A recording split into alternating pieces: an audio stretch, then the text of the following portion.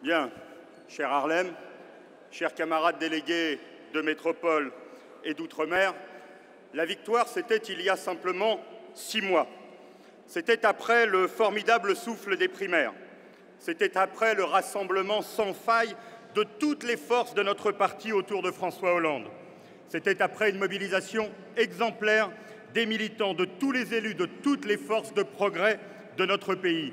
C'était après une si belle campagne qu'aucun d'entre nous n'oubliera ici, tant les moments que nous avons vécus étaient forts, au Bourget, à Vincennes ou place du Capitole aussi. Et de cette campagne, je veux retenir, et Guillaume l'a dit tout à l'heure pour ouvrir ce débat général, surtout une grande fierté. Fierté d'avoir enfin incarné l'alternance. Fierté d'avoir marqué la fin de la politique menée par la droite et surtout la fin du sarkozysme qui a tant abîmé la République. Les Français, il faut s'en souvenir, n'en pouvaient plus de cette pratique clanique du pouvoir. C'était il y a simplement 6 mois, mes chers camarades, toujours plus douce pour les plus privilégiés, toujours plus dure pour les autres. Ils ne voulaient plus de ce pouvoir qui cherchait à monter les Français les uns contre les autres, les travailleurs contre les chômeurs, les fonctionnaires contre les salariés du secteur privé, les jeunes contre les anciens, les tenants d'une religion contre ceux d'une autre, les immigrés étant eux responsables de tous les maux. Il faut s'en souvenir, la France, elle en était là il y a 6 mois, et nous l'avons changée par notre victoire. Et de cela, nous devons avoir la première des fiertés.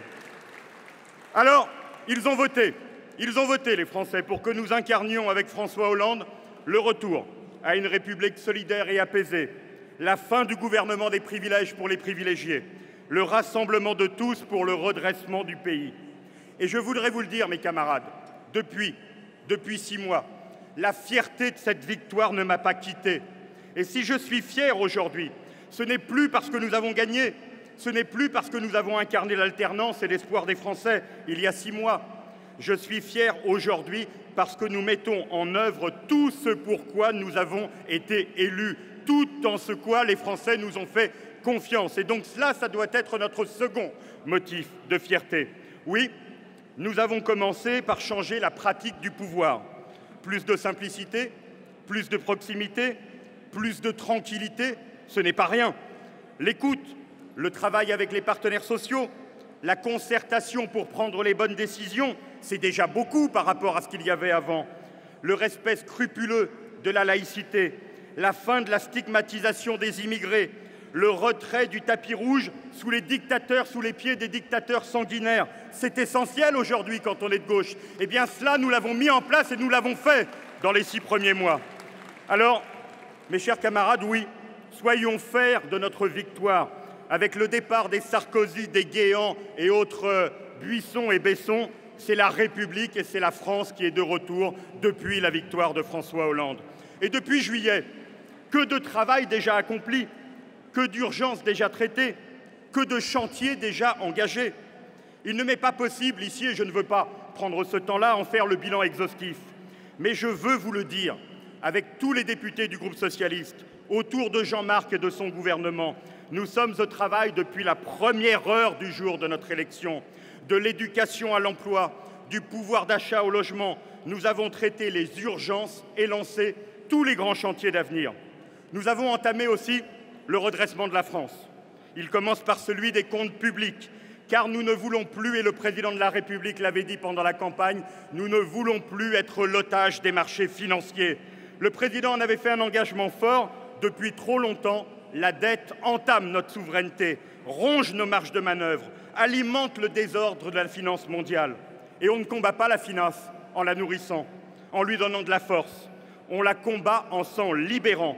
Voilà pourquoi la première chose que je voulais vous dire, c'est que nous venons de finir le premier débat sur le projet de loi de finances et que la politique budgétaire qui est mise en œuvre aujourd'hui par le gouvernement, par le Premier ministre, par Pierre Moscovici, par Jérôme Cahuzac, est aujourd'hui un budget de combat et une politique qui vise à nous donner les marges de manœuvre pour changer notre pays, pour nous libérer de la finance et pour faire en sorte de pouvoir mettre en place le programme pour lequel nous avons été élus.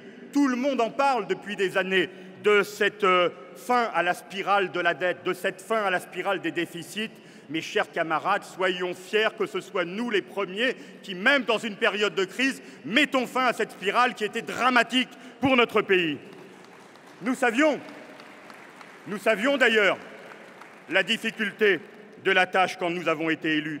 Pas un député n'imaginait que les choses seraient faciles, tant la situation économique et sociale était difficile, qu'elle ne s'améliorerait pas en quelques semaines, que la droite ne nous faciliterait pas la tâche, que les forces de l'argent ne nous accompagneraient pas et nous combattraient même comme elles le font aujourd'hui. Et c'est parce que c'est difficile que nous ne devons jamais baisser les bras. C'est parce que personne d'autre ne le fera à notre place que nous devons toujours porter avec fierté l'action que nous menons aujourd'hui avec le gouvernement. Alors, mes camarades, ne nous laissons pas disperser par les vieilles lunes de ce canard sans tête qu'est aujourd'hui l'opposition et la droite. Ne soyons jamais dupes de la vieille rengaine de la droite, celle qu'elle traîne toujours, celle qui veut que la gauche ne soit jamais légitime pour gouverner. Ce que nous entendons aujourd'hui, c'est ce qu'a entendu Léon Blum en 1936, c'est ce qu'a entendu François Mitterrand en 1981, c'est ce qu'a entendu Lionel Jospin en 1997. C'est toujours et toujours la même droite. Ne nous laissons pas avoir. Nous avons toute la légitimité pour réformer et pour incarner la France et la République. Ne soyons dans le même temps pas dupes des excès d'une partie de la gauche. Céder à leurs sirènes, c'est se condamner à l'échec. Sans doute est-ce d'ailleurs ce que certains souhaitent. Or, nous devons réussir, et réussir dans la durée. Nous devons réussir non pas pour nous, mais parce que les Français ne peuvent plus attendre. Mes camarades, je n'ai jamais cru à cette notion d'état de grâce, comme je n'ai jamais adhéré au mythe des 100 jours. Je connais l'impatience des Français, de ceux qui souffrent, de ceux qui doutent. Nous savions l'état avec François Hollande, avec Jean-Marc Ayrault de notre pays. Nous le connaissions d'autant mieux que nous l'avons parcouru en tous sens durant des mois et des mois à l'écoute des Français pour construire notre victoire. Et nous devons donc aujourd'hui, j'en termine par là, donner du sens à notre action, le redressement dans la justice, l'effort partagé, la lutte acharnée pour l'emploi, la relance de notre industrie. Alors nous devons davantage expliquer, illustrer. Et je souhaite que nous soyons demain, sous l'impulsion d'Arième Désir, le parti capable de mener la bataille idéologique contre la droite et la rencontre au cœur des Français, à la proximité avec eux, c'est-à-dire que nous sachions allier cette nécessité à nous battre, à ne pas subir ce procès en illégitimité, à contrer un par un les arguments qui nous sont opposés, mais en même temps à avoir ce devoir de rencontre, de proximité pour accompagner les Français dans un moment qui est toujours difficile aujourd'hui. Mes chers camarades, le parti a un rôle clé à jouer dans cette bataille pour réussir le changement. Et je terminerai par là. Je fais confiance, bien entendu, à tous les militants pour l'accompagner. L'Harlem va rassembler autour de lui une équipe cohérente, une équipe soudée, une équipe rassemblée autour du président de la République et du gouvernement. Je veux vous dire ici que le groupe socialiste sera jour après jour aux côtés de chacun des militants pour voter la loi en toute loyauté, en participant à son élaboration, mais surtout pour gagner la bataille idéologique, la bataille qui nous permettra de durer, la bataille qui nous permettra demain d'être le parti du changement, le parti de la réussite, le parti de la bataille idéologique gagnée et de la relation renouée avec les Français pour qu'ils nous accompagnent dans de nouvelles victoires. Merci.